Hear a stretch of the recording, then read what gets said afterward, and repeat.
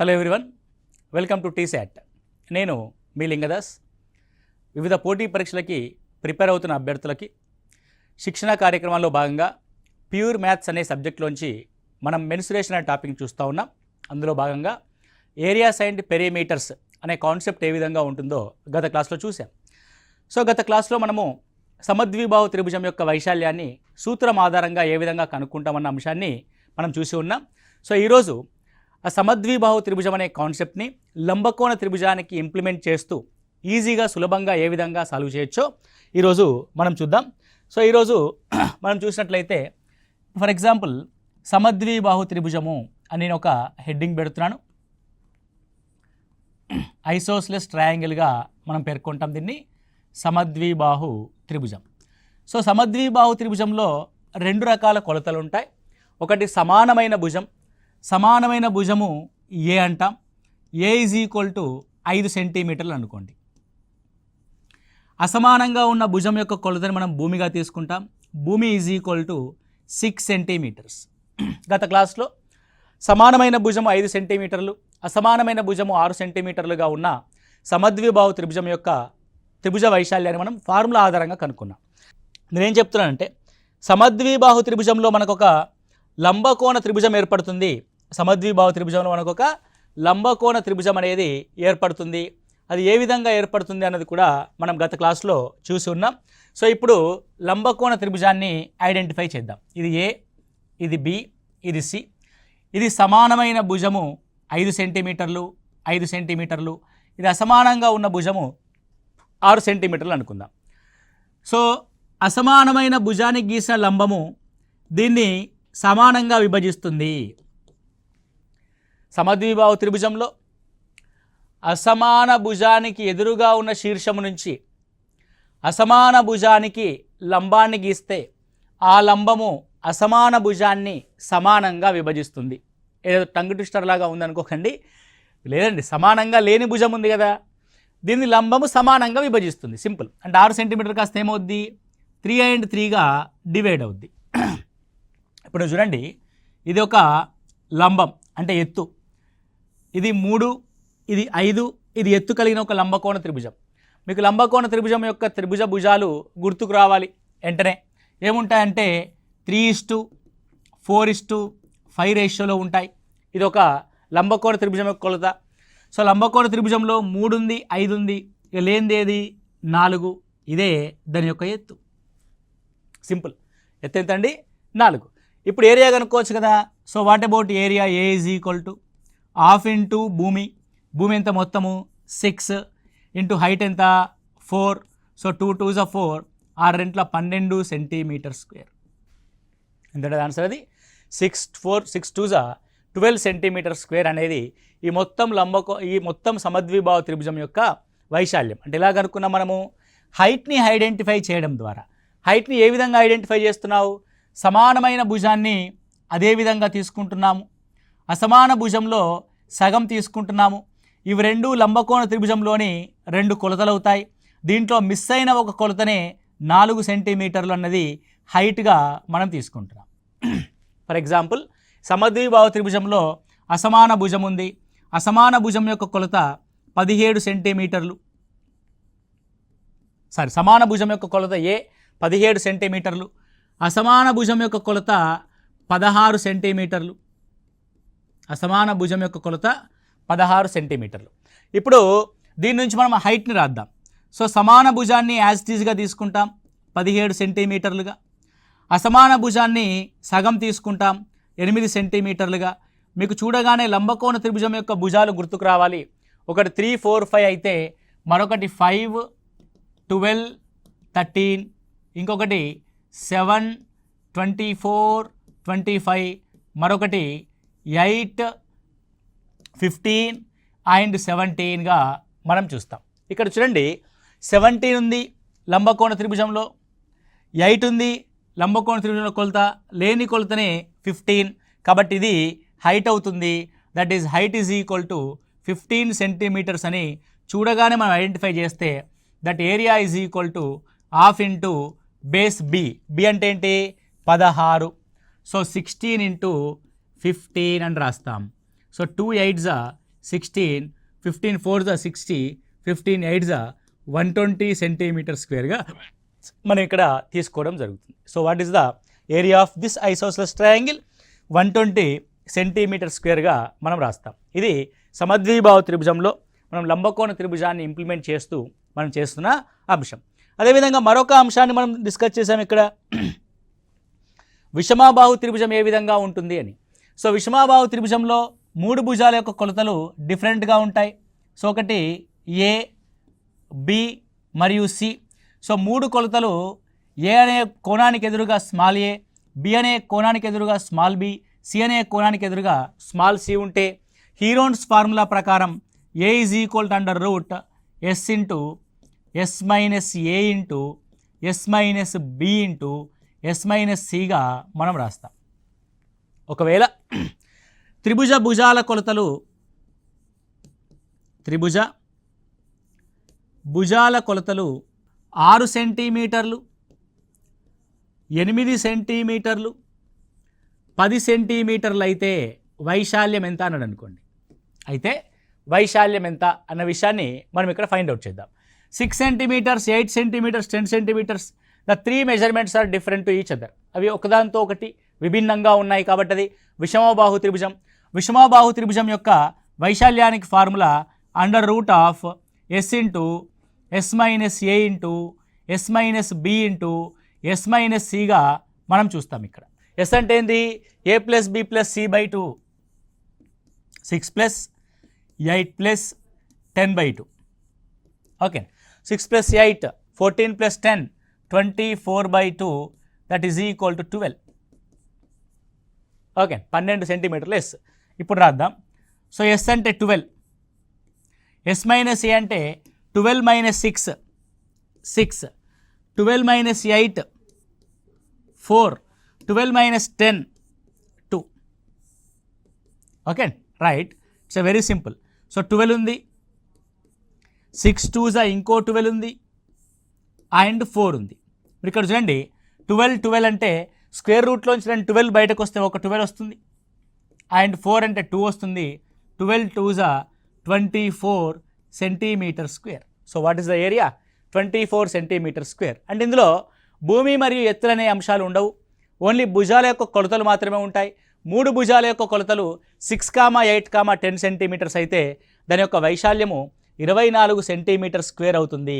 24 centimetre square అవుతుంది. పరీక్షా హాల్లో మనకి విషమబాహు త్రిభుజం యొక్క కొలతలు ఇచ్చినప్పుడు ఫస్ట్ వాటిని సునిశ్చితంగా పరిశీలించి అవి ఒక లంబకోణ త్రిభుజం యొక్క కొలతలు అవుతాయా కాదా ఒకసారి చెక్ చేయాలి. మీరు చూడండి, 6, 8, 10 అంటే ఇన్ విచ్ రేషియో, ఏ రేషియోలో ఉంది, ఏ నిష్పత్తిలో ఉందో ఒకసారి గమనిస్తే ఇవన్నీ కూడా 2తో డివైడ్ చేయబడతాయి. 2 3 6, 2 4 8, 2 5 10. 3:4:5 అనేది ఒక లంబకోణ త్రిభుజం యొక్క కొలతే కదా. సో ఇవి లంబకోణ త్రిభుజాన్ని ఏర్పరిచే భుజాలు కదా.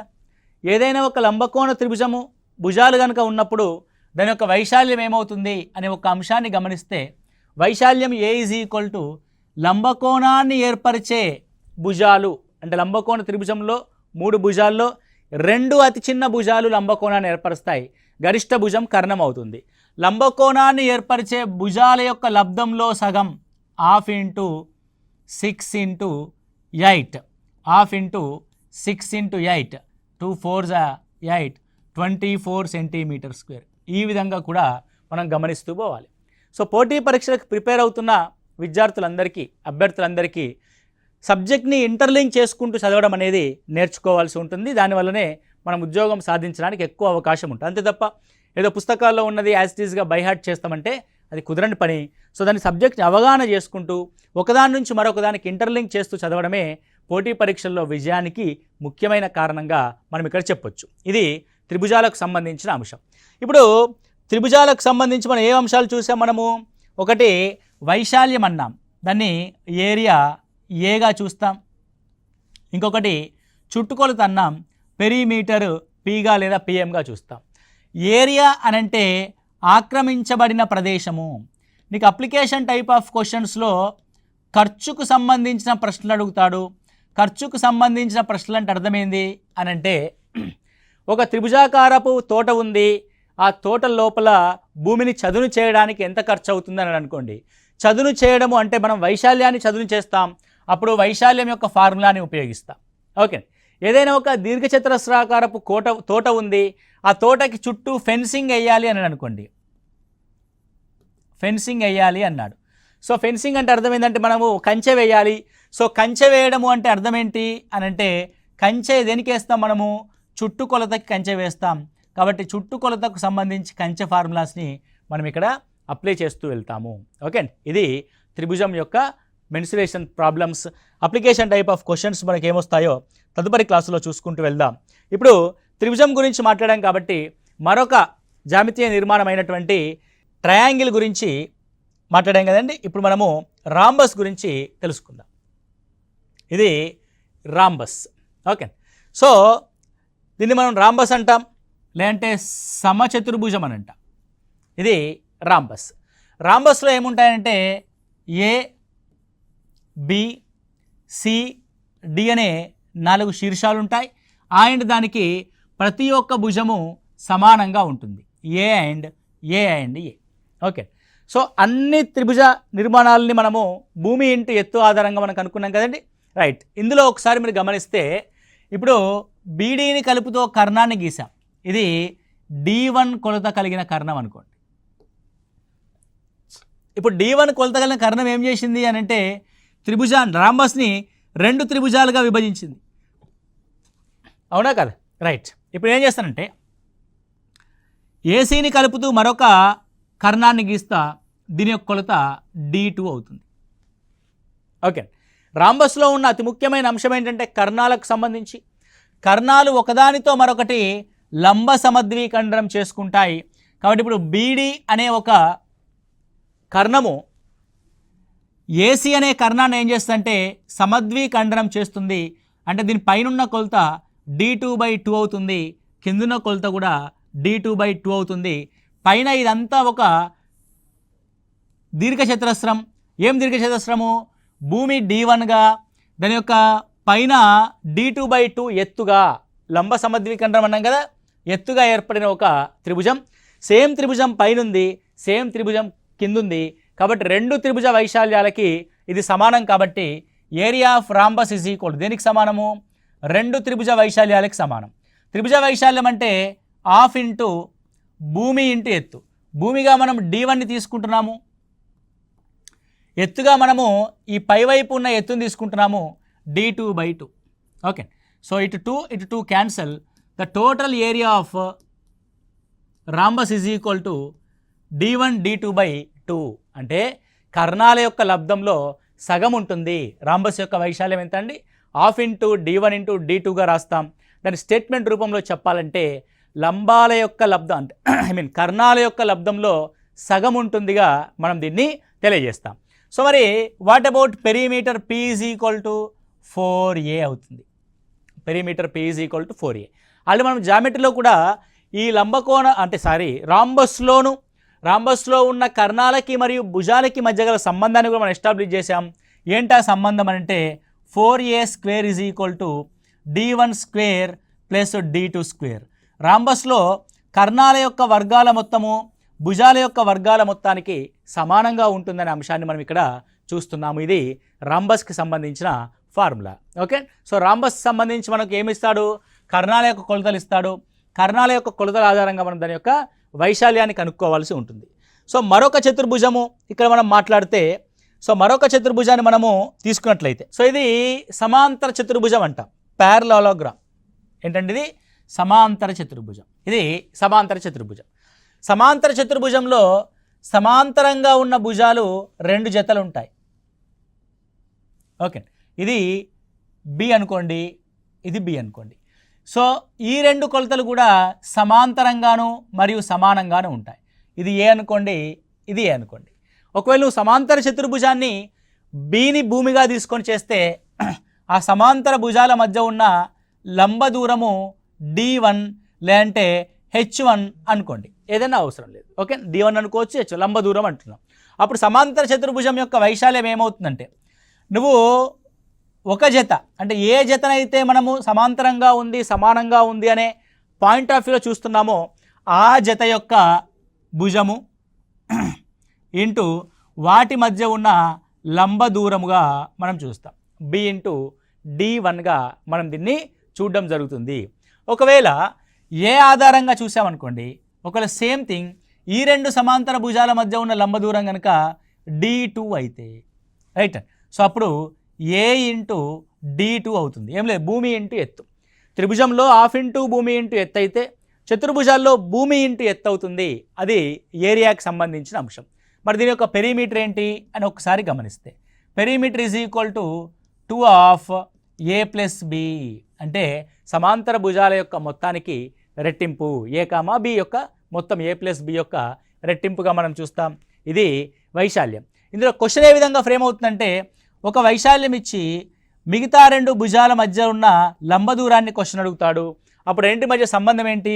సో ఏ అనేది ఒక సమాంతర భుజాల జత,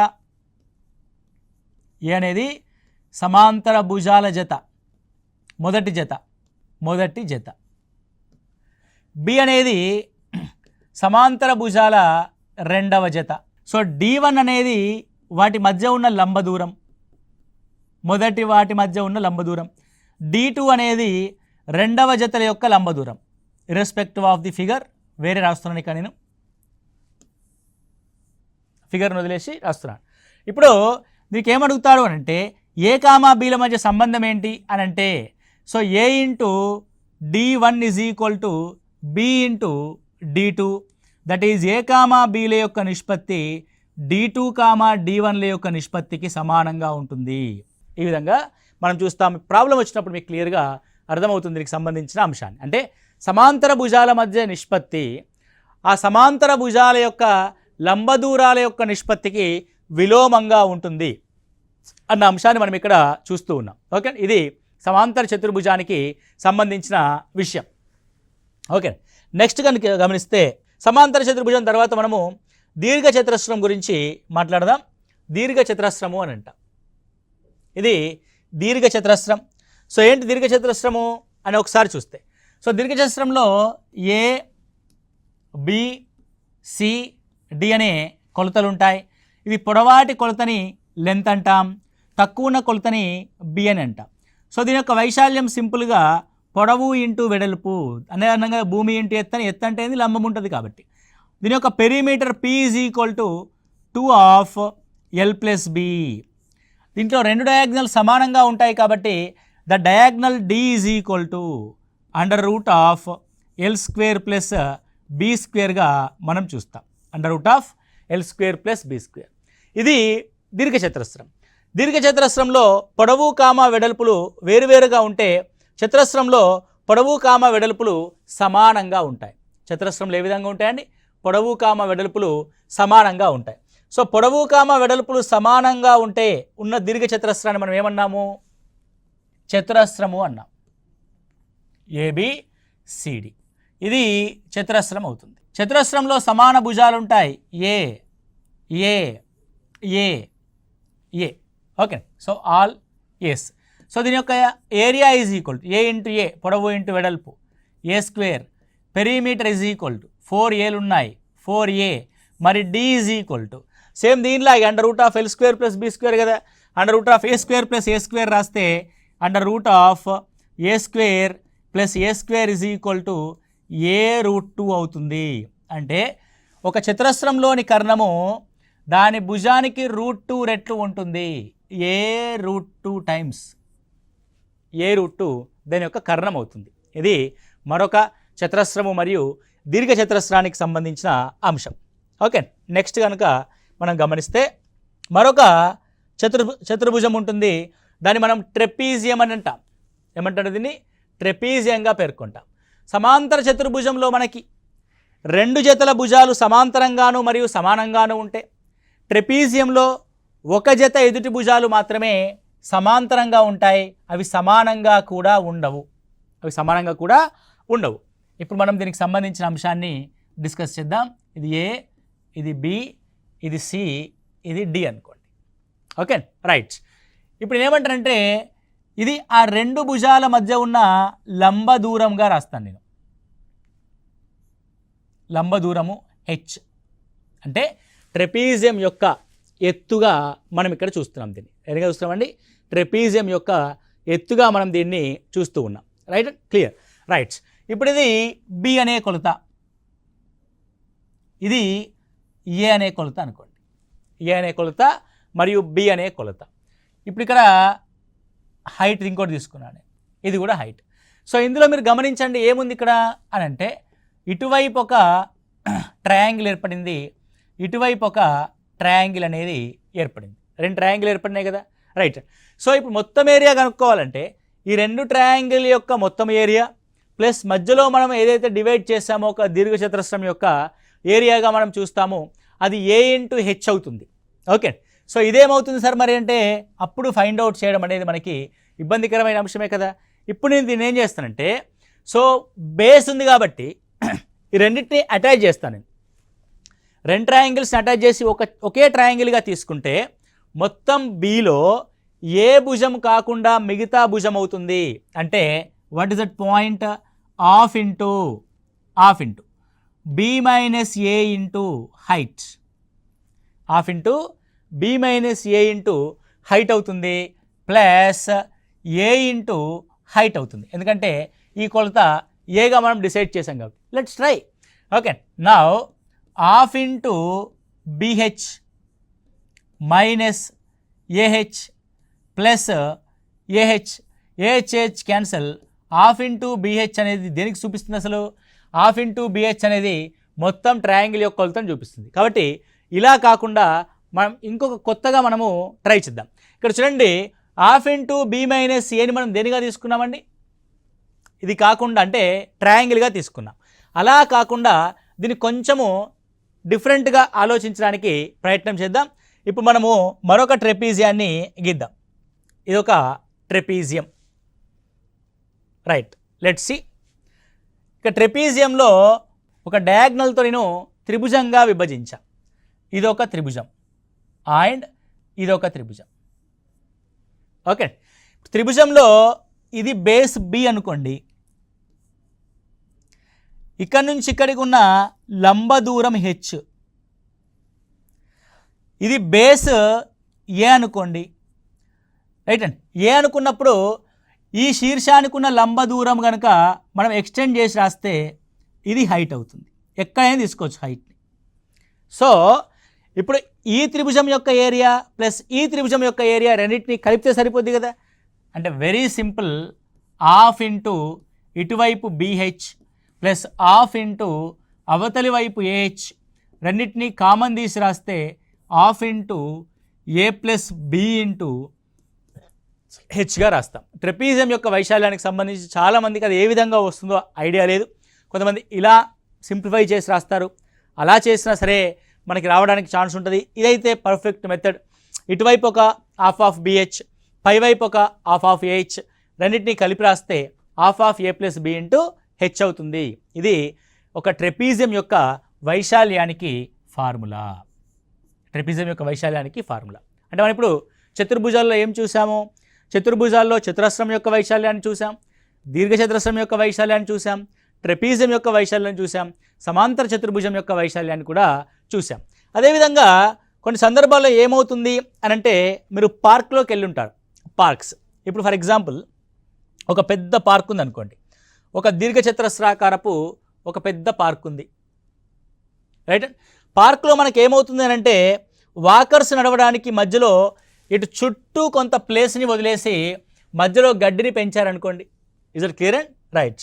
నేనేమంటున్నాను, బయటి వైపు ఉన్నది ఒక పెద్ద దీర్ఘచతురస్రము, లోపల వైపు ఉన్నది ఒక చిన్న దీర్ఘచతురస్రము. ఈ రెండింటి మధ్యలో మనం నడవడానికి ఏర్పాటు చేయబడిన బాట యొక్క వెడల్పు డి అనుకోండి. బాట యొక్క వెడల్పు ఎంత? డి. ఫర్ ఎగ్జాంపుల్ బయట దీర్ఘచతురస్రం యొక్క కొలత ఎల్, బయట దీర్ఘచతురస్రం యొక్క వెడల్పు బి. సో లోపలి కొలత ఏమవుతుందండి? లోపలి కొలతను గమనిస్తే మనకి లోపల ఉన్న కొలత ఇక్కడ నుంచి డి తగ్గింది, ఇక్కడ నుంచి డి తగ్గింది, ఇది L minus 2D. Next B యొక్క కొలతను గమనిస్తే బయట వైపు ఉన్న బి కొలత పెద్దగా ఉంది, లోపలి వైపున బి కొలత రెండు వైపులా డి తగ్గి బి మైనస్ 2D అయింది. రైట్. ఇప్పుడు నా యొక్క క్వశ్చన్ ఏంటంటే, ఒక దీర్ఘచతురస్రాకారపు పార్కు లోపల పొడవు మరియు వెడల్పుల వెంబడి చుట్టూ ఒక బాట ఉంటే, చుట్టూ బాట లోపలి వైపు ఉంటే, ఎక్కడుంది బాట? లోపలి వైపు. లోపల ఉందని ఎలా చెప్తున్నావు నువ్వు అని అంటే, ఎల్ కామా బి అనే కొలతలు నిర్దిష్టమైన పొడవు కామ వెడల్పులు బయట వైపు ఉంటే లోపల బాట ఉన్నట్టు, ఎల్ కామా బి లోపల తీసుకుంటే బయటి వైపు బాట ఉన్నట్టు. ఓకే అండి. సో ఇప్పుడు ఫర్ ఎగ్జాంపుల్ ఎల్ లోపల రాస్తాం అనుకోండి, బయట ఏం రాస్తాం? L+2D రాస్తాం. అంటే బాట లోపలికి బయటకి మధ్యలో ఉంది అని అంటే లోపల ఎల్ తీసుకున్నాం కాబట్టి ఎల్కి బయట ఉంది, బయట ఎల్ తీసుకుంటే ఎల్కి లోపల బాట ఉంది అని అంటాం. కాబట్టి ఇక్కడ ఇది బాట యొక్క వైశాల్యం. అంటే రెండు దీర్ఘచతురస్రాల మధ్య గల వైశాల్యాన్ని మనం ఇక్కడ కనుక్కుంటున్నాం. దీన్ని ఏమంటారంటే బాట వైశాల్యంగా పేర్కొంటారు. ఏరియా ఆఫ్ పాత్ అంటాం. ఏమంటారంటే దీన్ని బాట వైశాల్యము అని అంటాం. ఇప్పుడు ఏం కనబడుతుంది నీకు బాట వైశాల్యం అని అంటే, చుట్టూ పెద్ద దీర్ఘచతురస్రం ఉంది, లోపల చిన్న దీర్ఘచతురస్రం ఉంది. ఓకే అండి. So the longest rectangular, the greatest rectangular is the out side of the path, the smallest rectangular inside of the path. మనకేం కావాలి? పాత్ యొక్క ఏరియా కావాలి, బాట యొక్క ఏరియా కావాలి. కాబట్టి పెద్ద దీర్ఘచతురస్రంలోంచి చిన్న దీచాన్ని తీసేసామనుకోండి, నీకు మిగిలేదేంది? ఈ బాట. అంటే మొత్తం బయటి వైపు ఉన్న వైశాల్యము ఎల్బిలోంచి లోపలి వైపు ఉన్న వైశాల్యము L-2D ఇంటూ B-2Dని తీసేస్తున్నాము. బయటి వైశాల్యము మైనస్ లోపలి వైశాల్యం. మీకు కొలతలు ఏమైనా ఇవ్వనండి. బాట వైశాల్యం అంటే బయటి వైపు ఉన్న దీచా యొక్క వైశాల్యము మైనస్ లోపలి వైపు ఉన్న దీచా యొక్క వైశాల్యంగా మనం చూస్తాం. Let's simplify L B. Minus L into B L B, minus L into minus తర్వాత మల్టిప్లై చేద్దాం. ఫస్ట్ అయితే దీన్ని సింప్లిఫై చేద్దాం. L into B.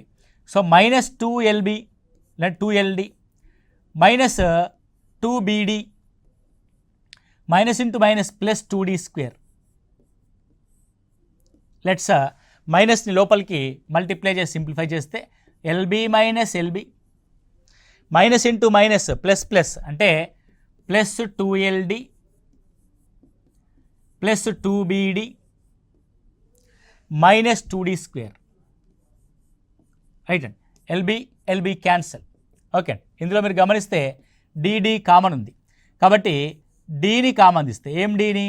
2Dని కామన్ తీస్తే L plus B minus D, L plus B minus D. అంటే బాట యొక్క వైశాల్యం is equal to 2D into L plus B minus D, L plus B minus D. L అనేది బయటి వైపు పొడవు, బి అనేది బయటి వైపు వెడల్పు, డి అనేది బాట యొక్క వైశాల్యము. కాబట్టి బాట వైశాల్యం is equal to 2D into D into L plus B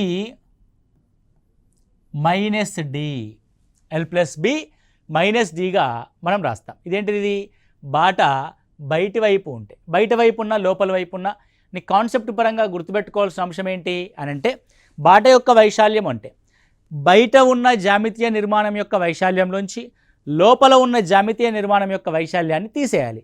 బాట దీచాగా ఉంటే దీచా యొక్క వైశాల్యము, చతురస్రంగా ఉంటే చతురస్రం యొక్క వైశాల్యంగా మనం చూస్తాం. అదేవిధంగా సేమ్ థింగ్ ఒకసారి చతురస్రానికి ఇదే ఫార్ములాని అప్లై చేసి చూద్దాం. ఓకే, చతురస్రానికి అదే ఫార్ములాని అప్లై చేసి చూస్తే ఏమవుతుందో చూద్దాం. ఇది పెద్ద చతురస్రము, దాని లోపల చిన్న చతురస్రం మరొకటి ఉంది అనుకుందాం. చిన్న చతురస్రము మరొకటి ఉంది. సో రెండు చతురస్రాల మధ్య బాట ఉంది. ఇది క్యాపిటల్ ఏ అనే కొలత కలిగిన చతురస్రము, ఇది A-2D అనే లోపల చతురం. ఎందుకంటే డిడి తగ్గుద్ది కదండి. ఇప్పుడు వెరీ సింపుల్, మనం ఏం చేస్తున్నాము? బయట చతురస్ర వైశాల్యము A² లోంచి A-2D యొక్క వైశాల్యాన్ని తీసేస్తున్నాం. అప్పుడే నీకు చతురస్రం యొక్క బాట వైశాల్యం వస్తుంది. మీకు కాన్సెప్ట్ అర్థమైంది కదా? రైట్. ఇప్పుడు టక్కని చేసేయచ్చు మనం. సో సింపుల్, A² మైనస్ ఇక్కడ A-B హోల్ స్క్వేర్ అప్లై చేస్తే A² plus 4D² minus 4AD 2AB అంటే okay right. So A² minus A² minus 4D² plus 4AD. Okay, so A² cancel. When we common the 4D A minus D అవుతుంది. When we common the 4D you will get A minus D. So ఇది చతురస్రం యొక్క బాట వైశాల్యము, simple formula.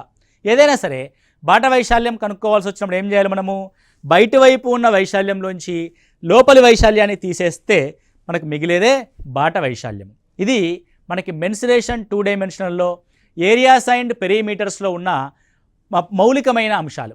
వీటి ఆధారంగా మనము examination హాల్లో గతంలో వచ్చిన ప్రశ్నపత్రాల్లో ఎగ్జామ్స్లో ఏ విధంగా ప్రశ్నలు అడుగుతున్నాడు, వీటి యొక్క ఇంప్లికేషన్స్ ఆర్థమెటిక్లో పర్సంటేజెస్ పరంగా రేషియోస్ పరంగా ఏ విధంగా క్వశ్చన్స్ అడుగుతున్నాడు అనేది ఇంకొక సెషన్లో మనం డిస్కస్ చేద్దాం.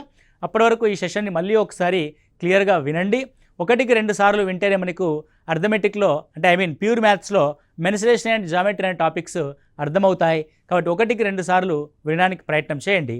Thank you. All the best.